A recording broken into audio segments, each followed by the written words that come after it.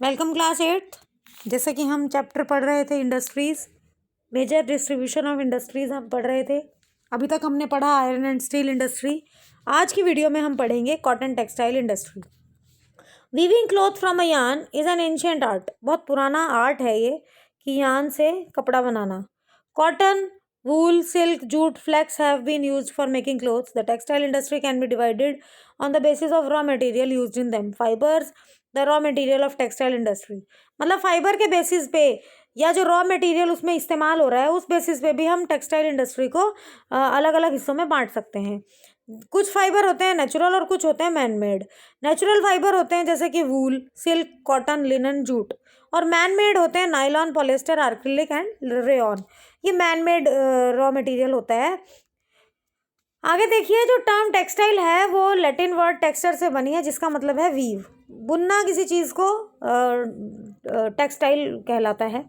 The cotton textile industry is one of the oldest industry in the world. Till industrial revolution 18th century, cotton cloth was made using hand spinning techniques and looms. In 18th century, power looms facilitated the development of cotton textile industry, first in Britain and later in other parts of the world. Today, India, China, Japan and USA are important producers of cotton textile. वो बता रहा है कि जो cotton textile है वो सबसे पुराने इंडस्ट्रीज़ में से एक है। और इंडस्ट्रियल रेवोल्यूशन जो 18वीं सेंचुरी में आई, कॉटन क्लोथ उस टाइम पे स्पिनिंग टेक्निक से मतलब हाथों से बनाया जाता था और लूम्स जो धागा इस्तेमाल किया जाता था। उसके बाद टेक्सटाइल इंडस्ट्री बनी स्टार्ट हुई या इंट्रोड्यूस हुई ब्रिटेन में और उसके बाद दुनिया के अलग अलग हिस्सों में। और आज के टाइम में China, Japan, USA important producers हैं कॉटन टेक्सटाइल के मामले में। आगे हम देखते हैं, इंडिया के पास जो है, इंडिया का तो ग्लोरियस ट्रेडिशन माना जाता है एक्सीलेंट क्वालिटी कॉटन प्रोड्यूस करने के मामले में। Before the British rule, Indian had spun and had woven cloth already had wide market. मतलब बहुत मार्केट थी, यहाँ से भी एक्सपोर्ट किया जाता था कपड़ा। Muslin of Dhaka, chintz of Masulipatnam, calicoes of Calicut, gold wrought cotton, Burhanpur, Surat, Vadodara were known worldwide for their quality and design. मतलब जाने जाते थे दुनिया में उस टाइम पे भी। आगे वो कहता है, but the production of hand women cotton textile was expensive पड़ती थी वो, और टाइम कंज्यूमिंग भी होती थी कि हाथ से बनानी पड़ती थी। Hence traditional cotton textile industry could not face the competition for new textile mills and of the west which produced cheap quality fabrics through mechanised industrial units. मतलब चीप कपड़ा होता था, चाहे मशीनों से होता था, कंपटीशन नहीं कर सका वो, क्योंकि जो हाथ का बना होता था वो उसकी डिमांड अलग ही होती थी। The first successful mechanised textile mill was established in Mumbai 1854.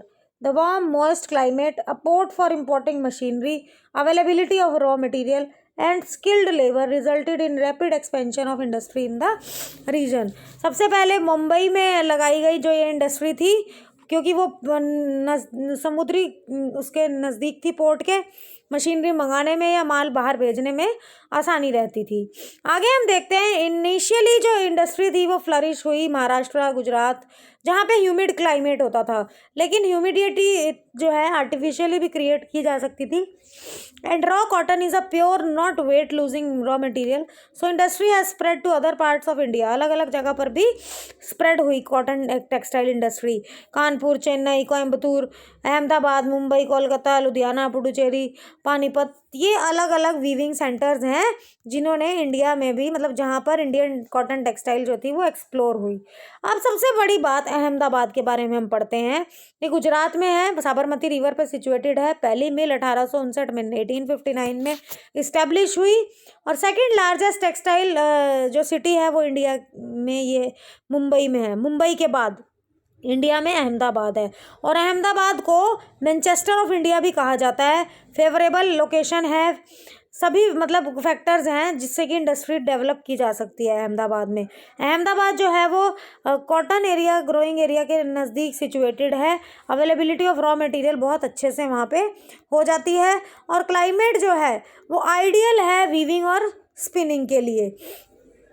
और मतलब वहाँ का जो टेरेन है फ्लैट है, अवेलेबिलिटी ऑफ लैंड सूटेबल है मिल्स के लिए, डेंसली पॉपुलेटेड है। महाराष्ट्र जो है वो स्किल्ड और सेमी स्किल्ड लेबर प्रोवाइड करा देता है अच्छे से।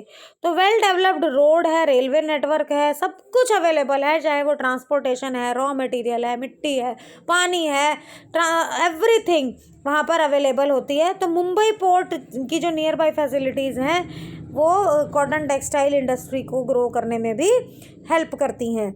आगे हम देखते हैं, बट रिसेंट ईयर्स में अहमदाबाद टेक्सटाइल मिल्स जो है वो कुछ प्रॉब्लम फेस कर रही हैं। Several textile mill have close down, बंद हो गई हैं, कारण न्यू टेक्सटाइल सेंटर आ चुके हैं। और वहाँ पर जो है अहमदाबाद में जो है मशीनरी जो है वो अपग्रेडेड नहीं है। देखते हैं, नया सेंटर है ओसाका, इट इज़ एन, अब ये वर्ल्ड की बात हो रही है। जैसे अहमदाबाद इंडिया का मैनचेस्टर ऑफ इंडिया माना जाता है, ऐसे जापान ओसाका जो है मैनचेस्टर ऑफ जापान है। टेक्सटाइल इंडस्ट्री वहाँ पर डेवलप हुई जोग्राफिकल फैक्टर्स के कारण। एक्सटेंसिव प्लेन एरिया है और लैंड जो है वो इजीली अवेलेबल है कॉटन मिल्स के लिए।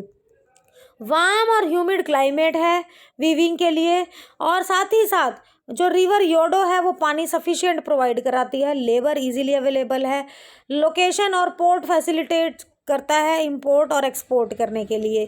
टेक्सटाइल इंडस्ट्री ओसाका में डिपेंड करती है कम्प्लीटली रॉ मटेरियल पे, और कॉटन जो है वो इजिप्ट, इंडिया, चाइना, यूएसए सब जगह से इंपोर्ट किया जाता है, और फिनिश्ड प्रोडक्ट एक्सपोर्ट किया जाता है क्योंकि उसकी गुड क्वालिटी होती है और लो प्राइस होता है।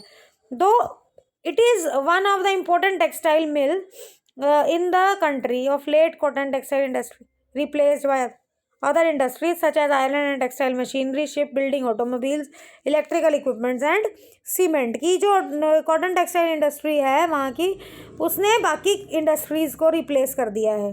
So this was the chapter about industries, जिसमें हमने वेरियस इंडस्ट्रीज़ के बारे में पढ़ा। कॉटन एंड टेक्सटाइल इंडस्ट्री हो गई, आयरन एंड स्टील इंडस्ट्री हो गई, किस इंडस्ट्री को ग्रो करने के लिए कौन से फैक्टर्स चाहिए, सब कुछ हमने इस चैप्टर में पढ़ा। I hope this chapter would be clear to you.